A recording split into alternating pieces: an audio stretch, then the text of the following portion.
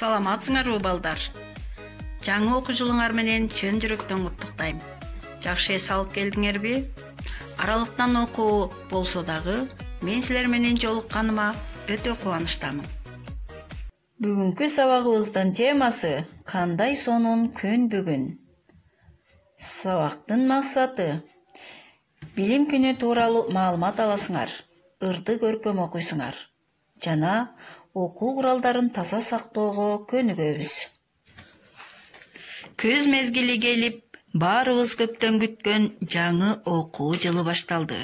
Бул күнү татынакай кийинип алышып, заңгыраган мектепке билим алуу үчүн бардык окуучулар келишет. Алардын катарында силер да барсыңар. Мектеп да, мугалимдер да, китептер да силерди сагынды.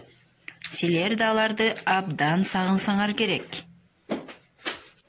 Эң өкүнүчтүүсү дүйнө жүзү боюнча болуп жаткан кырдаалга байланыштуу 1-сентябрда билим уябызга барбай аралыктан окууну улантып жатабыз.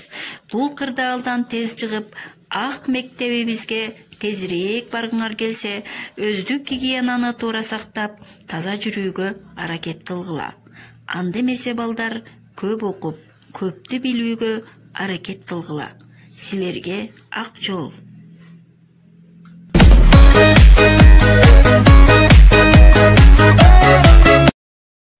Жайкы эс алуу учурунда кандай китептерди окудуңар? Атын атап бергиле. Ошолордун ичинен сага жаккан ыр же аңгемени көркөм айтып бер. Исмайыл Кадыров, тилегим.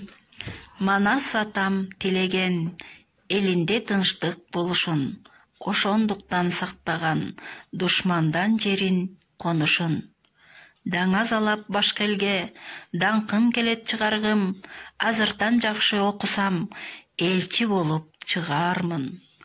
Башка элдин дилин түшүнгөн, дипломат болсом дейм, дүйнөдө канча эл болсо, достоштуруп койсом дейм.